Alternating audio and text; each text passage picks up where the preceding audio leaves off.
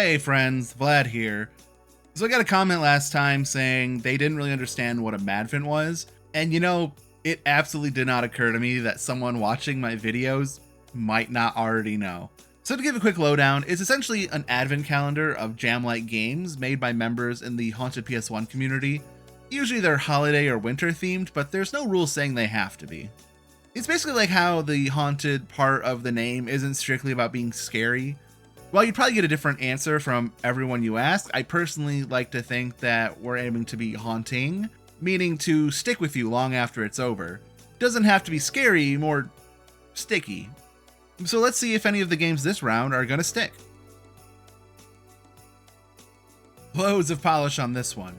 Full voice acting, no noticeable glitches. Man, if only I enjoyed shmups. Don't get it twisted. I have a feeling this is a great example of the genre. Lots of things to avoid and keep track of, but honestly, it's a bit too much chaos for me. The game does its best to slowly introduce all of its mechanics over a few levels, but once the naughty list was introduced, the control scheme became overwhelming for me. All of my fingers are at the bottom of the keyboard at ZXCV, but then I have to reach all the way up to Tab to pull up a list to check on whose house gets what, then guess based on the shape alone, and the houses are already really easy to miss in the background against the foreground. And we haven't even included A and D for swapping out your ammo. Maybe it's easier with a controller? Thankfully you don't actually have to engage with most of the mechanics. You could just play it like a classic shmup, fire and survive. Fuck them kids, no presents or coal. The only problem is that it'll tank your rank at the end. There's a hard mode included. I can't imagine actually playing through that. The story mode was already kind of a huge challenge. I barely felt like I made it through most of the time. The final boss was appropriately the biggest challenge, but it felt challenging mostly due to how it took up the whole screen and where you were supposed to hit and what to avoid weren't as clear. But overall, it's a great entry. I think fans of this genre are eating well here. The voice work is a highlight. It's just not my personal jam. Oh boy, is that sensitivity high. Thank goodness they added a sensitivity control. Unfortunately, resets every day.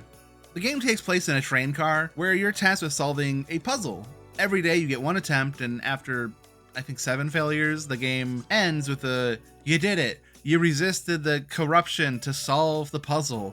And I'm just kind of sitting there like, nah man, I'm just fucking stupid. Between each day you get a little hint, and the game swears up and down that things will change, and more information will become available, so even if you can't do it day 1, it should be easier on day 7, or again, I think it was 7.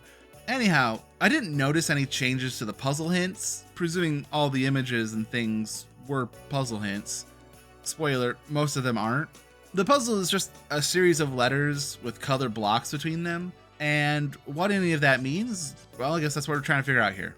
I felt really confident about A and E, as there's this sign behind the puzzle with 3 items that spell out ape. So I'm like, okay, well, one of the colors is purple, which starts with a P, so maybe that's it. But then later on you get a hint that's like, oh, actually pecan pie was gelato. It wasn't primate, but prime. And I'm like, okay, so the game is just straight lying to me? There's a map with 4 colors, and if you solve for ape, then those 4 colors must be the other 4 slots. But then the game tells you that puzzles aren't puzzles and that colors aren't colors, and I'm just like, what the fuck are you trying to tell me, game? All the while, this girl is getting mad at me, swearing up and down that the puzzle is super simple. And you know what? I wouldn't doubt that the actual answer to the puzzle is super simple. Just because I've been given so much auxiliary information and half of it's interpretable, I'm overthinking the puzzle like crazy. Honestly, I was half expecting the game to reveal that what she sees and what I see are so fundamentally different, and that's why she's so mad. Because from her viewpoint, it's basically 2 plus 2, and from mine, it's x divided by y equals ax plus y. So by the end of my first run, I'm left frustrated by the puzzle, and I'm left with the very real possibility that it's a one-ending type of game, and the puzzle isn't solvable, that it's all about being frustrated and making you empathize with the character that you are speaking to throughout most of the game. However, CGA Sanshiro solved the puzzle and let everyone know it's solvable. Great! Maybe now that I know that it can be solved, I can go back in and try it again. Oh no, the puzzle's stupid easy once you know what the actual clues are and what's just set dressing. I'm gonna spoil the puzzle, so if you're at all interested in solving this thing by yourself, you need to go now, or skip ahead. Once you know the answer, you can't ever unknow it. All right. So I was spot on with ape, thinking that the P stood for purple. The problem is the game straight lies to you. You have no way of knowing that it's actually gelato or green until day 6. It's the final hint. So that's 5 days of twisting the logic around because you did the puzzle right. You were just fed bad info. It's legitimately upsetting to me. But okay, fine, we'll move on. The map is another clue that's very easy to understand, and I was pretty close with it. What tripped me up was that I wasn't applying the same logic to the map that I did with the dessert menu, where the letters equated to colors, the colors equated to letters, and if you do that, you might spell out a word, grow. Looking on the wheel, boom, there it is, great, now we're just missing 2 colors. And the final clue that I understood to be a clue towards solving the puzzle was this 15 and the items around it, when counted, creating 6157. There's no code inputs anywhere, and so what you have to do here is convert your numbers into letters, and the only hint you get is on day 2, missing numbers can be counted on until they're no longer missing, whatever the fuck that means. Like, reading it, even knowing what the game wants of me, I can't make the connection, but the numbers give you fog. And there it is on the dial. From here, you could probably brute force the last color, because there's no obvious 4th clue. And the game does say there's only 3 words, fog, grow, and age, so there's probably only 3 clues. Wrong! These photos, no, not this photo, or even that photo. It's these photos that contain the last letter. A carpet and a football helmet. What are you supposed to do with these? Did you guess subtract them and see what's left? The hint for day 1 does hint at something being lost in the photos, but I don't strictly hate this. The problem with the English language is that we have so many wonderful words for so many things, and this carpet is actually a rug. And that football was meant to be a representation for rugby. And probably hearing those words, the solution almost clicks instantly, right? Like, what if we took the rug out of rugby? Now we're just left with B, and there it is on the wheel. So after having played it a second time and solved it, I kind of stand by my initial assessment that the puzzle is not fun to solve. I didn't feel satisfied when I got to it. I felt angry that I had the right idea for what the puzzle wanted of me, but due to the way that the game doles out hints and information, it basically means no one but the most diehard escape room artists will probably manage to get this on their first run. Which is then wild to hear the devs say failure wasn't the intended experience. Again, if you had told me that the puzzle was unsolvable and the experience was about frustrating the player so they empathize with the anime waifu, I'd say this game is incredible. It did exactly what it wanted to do. I suppose the game still does what it intends to do, which is work out the noodles of folks who like escape rooms. I find it strange, despite loving puzzles and solving them, I don't like escape rooms. If I had to hazard a guess on where the line is drawn, it's the doling out of information. Escape rooms are full of, like, perception puzzles, which leave a lot of room for you to grab the wrong puzzle pieces, and if you fail that first step, collecting the pieces, it doesn't matter how good you are at putting them together, they'll never fit. Even with my mountain of frustration and anger with being lied to, I'm still hard-pressed. I wouldn't call this a bad game. I'm happy it's a part of Madvent.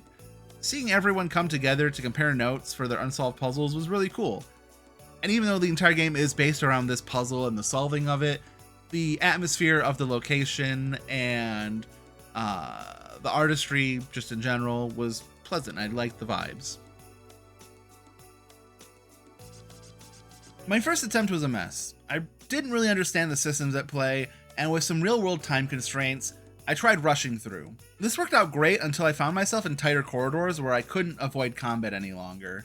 Since the game always resets your stats to 0 on death, once I died, I no longer had the strength to move on without being really tedious about it.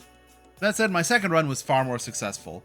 Once your stats reach a certain point, combat goes from being a frustration to a pleasantry, as the time to kill drops drastically. The game has 3 classes that seem to be associated with a core stat. It was an interesting choice to put a bunch of upgrades around, but forcing the player to be a certain class to get the most of each resource. Luckily, you can change mid-game which class you are, but only at 3 weapon drops throughout the entire map. So if you want to get the most out of everything, you're going to be doing a lot of backtracking. Turns out the monsters also give you stat buffs, which is a huge reason to engage in the combat. Of the 3 resources, red seemed to be in the greatest abundance, while green felt super scarce. I found a few sigils around the map where you could spend a significant amount of resources, but what for? I don't really know. I tried the cheap one at the end, hoping that it would unlock a shortcut to the weapons on the other side, but it didn't, and if it boosted a stat, it wasn't obvious. Still, once you follow this spiral to the top of the map, you destroy the drums, and the game ends. The game took a bit to get into, but I think once you meet it in the middle, there is a fun small adventure to be had here. Way too difficult. Lots of walking and reading, and then occasionally there is combat, and I just can't seem to get it right where I take no damage, and so despite the game giving me a good amount of bandages to heal, I always seem to run out and then I die. When you die, you reset the entire game from scratch.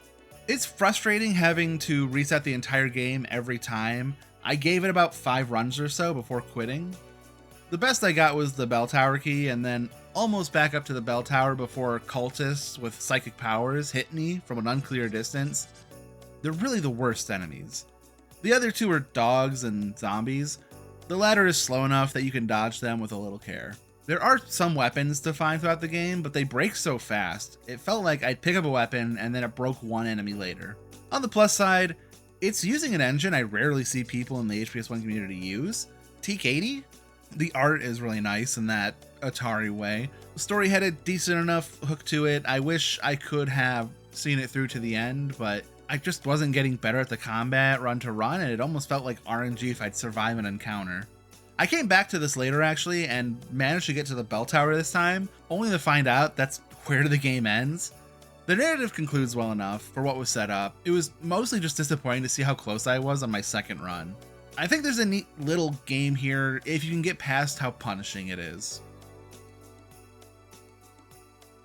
You are simply a fox who must complete their fox duties at night before all the people wake up. It's a small list of chores: find your kids, bother the local wildlife, make messes, and steal food. You know, the usual fox stuff. It doesn't seem to be any endings depending on what you accomplish, just a little, here's how you did. Territory marked. Kids lost. I did find it difficult to complete all the tasks within the given time. My first attempt was spent mostly exploring and moseying about, but then when I tried locking in, one of my kids got stuck behind a fence and it just killed my run. Since there didn't seem to be any reward for 100%, I decided I'd seen enough. Fun fact I learned following Dave John on social media is that this game is based on a real fox that invades their garden and pees on their boots. Her name is Flora, and my partner is seething that we don't have a local stinker sniffing in our backyard. Just a small horde of squirrels who steal every single strawberry we've ever grown. Somebody who's good at gardening, please help. My family is dying. Anyways, Outfoxed is short and cute and wintery and everything you want out of a Madvent gift. Even shorter than the last. There's a brief text crawl expositing what's going on, a little too fast for me to read, but I get the gist. Then you walk down a crevice and dispatch of a handful of slug monsters with your gun. It's a pretty straight shot from one end to the other. Once you reach the end of the hallway, the game gives you some closing exposition about how this is only the beginning.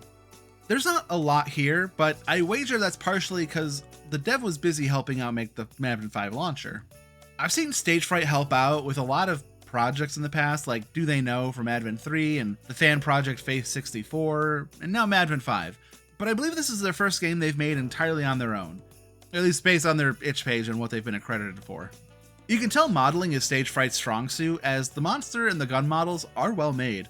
The animation for the gun reloading is pretty good too, though I wonder where the new bullet is coming from. Outside that, the gameplay is competent, mostly the old song and dance of aggro an enemy, kite them until they drop, rinse and repeat as necessary. It's not particularly fun as is, but a solid enough base to add other mechanics onto. Honestly, you could probably just say that for the whole game here. A solid base, but really needed a lot more time in the oven to get it to an interesting state. Something that could have elevated the experience was like infinitely spawning enemies coming down from the walls, increasing their quantity as you go along further, and then maybe couple that with limited ammo to really put the pressure on the player to get to the goal. I think Stage Fright still has a lot of growing to do in many of the disciplines one utilizes when making a game, but it is cool to see them taking those first steps to learn. And I don't want to downplay what an achievement shipping anything is, especially with the deadline, especially working on another game, especially, you know, probably having a day job and all that jazz. Hopefully we'll see more from them in the future, whether it's an extended version of this expedition or something new entirely. Well, another fantastic and diverse set of 6. I do feel like I struggled with nearly every entry this round in some regard, but usually it was more just me not being the intended audience. Easy to conflate one's subjective feelings as objective quality, but hopefully in spite of my lengthy bellyaching, I am getting across what treasures these games are. Whether it's a dev's first shipped game or their 50th, all have space in a haunted PS1 collab and all are worth celebrating for the challenges they overcame to get that thing released. Join me next time as we make our way into the back half of this Madvent season. Who knows what's to come? Until then, consider wishlisting my game, maybe even buying them. Every copy helps fund the next project and even these little videos I do every once in a while.